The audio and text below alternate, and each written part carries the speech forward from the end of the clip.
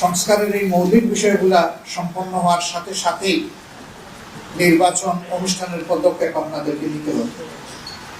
আমাদের প্রতিপক্ষ যদি এটা বুঝতে পারে যে এই দেশের মানুষ আর কারো কাছে অসহায়ভাবে আত্মসমর্পণ করবে না এবং কোনো চোখ রাঙ্গানিকে পরোয়া করবে না, তাহলে তাদের জন্য এবং আমাদের জন্য কল্যাণকর। আমরা একটা সুন্দর, শান্তিপূর্ণ, মানবিক দেশ চাই। আমরা একটা দুর্নীতিমুক্ত দেশ চাই।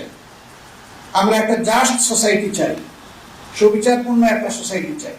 300 আসনে প্রার্থী চূড়ান্ত জামাতের। অন্য দলগুলো যেখানে সমসাময়িক ইস্যু নিয়ে ব্যস্ত, সেখানে জামাত ইসলামী সামনের নির্বাচন জয় হতে তৎপর।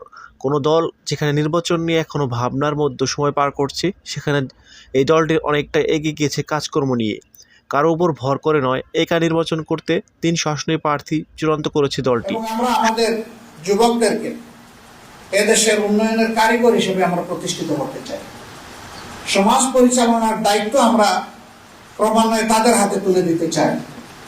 সেই বাংলাদেশ গঠনে, এমন একটি নতুন বাংলাদেশ, মানবিক বাংলাদেশ গঠনে আমরা নারী পুরুষ নির্বিশেষে সকলের প্রতি সম্মান রেখে সকলকে মর্যাদার আসনে প্রতিষ্ঠিত করার লক্ষ্যে আমাদের যে প্রয়াস, সেই প্রয়াসে আমরা দেশবাসীর পরামর্শ চাই, দোয়া চাই, ভালোবাসা চাই, সমর্থন চাই, পাশে চাই, সাথে চাই। সরকারের একটি গোয়েন্দা সংস্থার পক্ষ থেকে প্রার্থীদের নামের তালিকা সহ জামাতের নির্বাচন প্রস্তুতি ও তাদের অর্থের উৎস সহ বিভিন্ন বিষয়ের বিশদ একটি প্রতিবেদন সম্প্রতি স্বরাষ্ট্র মন্ত্রণালয়ে জমা দেওয়া হয়েছে। ওই প্রতিবেদনে অনুযায়ী দলটির আমির ডক্টর শফিকুর রহমান সিলেট 1 এবং সেক্রেটারি জেনারেল অধ্যাপক মিয়া গোলাম পরোয়ার খুলনা 5, নায়েবে আমির অধ্যাপক মুজিবুর রহমান রাজশাহী 1 এবং ডক্টর সৈয়দ আবদুল্লাহ মোহাম্মদ তাহের কুমিল্লা 11 থেকে এবং আনম ও শামসুল ইসলাম চট্টগ্রাম 15 আসন থেকে নির্বাচন করতে পারেন বলে তালিকায় উল্লেখ করা হয়েছে। প্রতিবেদনে আরও বলা হয়েছে, জামাতের পক্ষ থেকে এইসব প্রার্থীকে নির্বাচনী প্রচারণা গণসংযোগ করার নির্দেশ দেওয়া হয়েছে।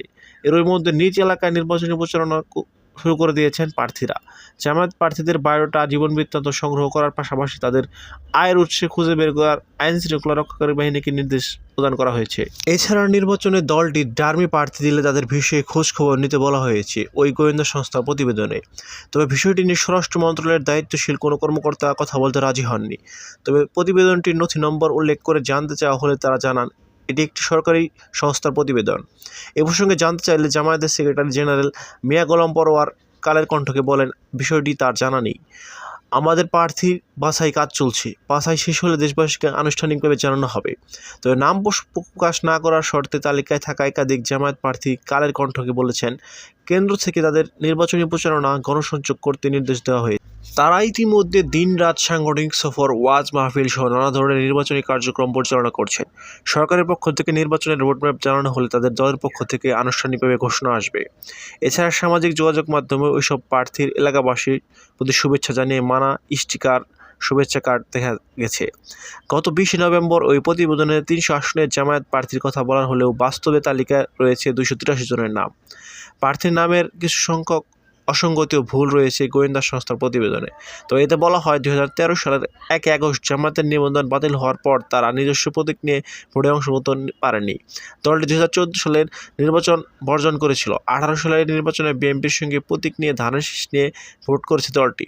গত 5 আগস্ট আওয়ামী লীগ সরকার পতনের পর বাংলাদেশ জামায়াত ইসলামী প্রকাশ্যে রাজনীতি মাঠে সরব হয়েছে। তারা রাজনৈতিক কার্যক্রম বাড়িয়েছে। আগামী সংসদ নির্বাচনের জন্য সারা দেশে প্রার্থীতা বাছাই করেছে দলটির নির্বাহী পরিষদের সদস্য নির্বাচনী বোর্ড পরিচালনার গিয়ে দলটির রুকনদের শপথধারী সদস্য মতামত নিয়ে তাদের প্রার্থী নির্বাচন করেছে। এরই মধ্যে তাদের মনোনীত প্রার্থীরা বিভিন্ন স্থানে নির্বাচন ও গণসংযোগ করেছে বলে মাঠ পর্যায়ে সদস্যরা অবগত হয়েছেন। কিছুদিন আগে দলটির কেন্দ্রীয় কর্মপরিষদের সদস্য ডক্টর শফিকুর রহমান ইসলাম মাসুদ পটুয়াখালীর বাউফল এলাকায় নির্বাচনী গণসংযোগ করেছেন বলে প্রতিবেদনে উল্লেখ করা হয়।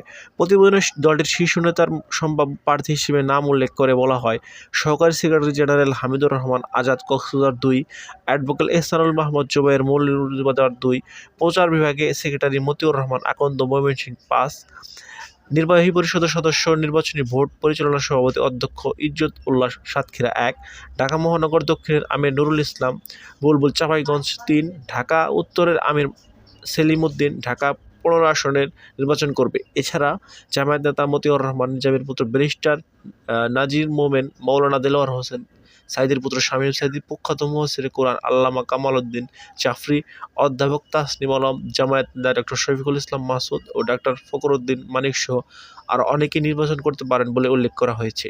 প্রতিবেদনে স্বরাষ্ট্র মন্ত্রণালয় ছাড়াও জাতীয় নিরাপত্তা সেলেও পাঠানো হয়েছে।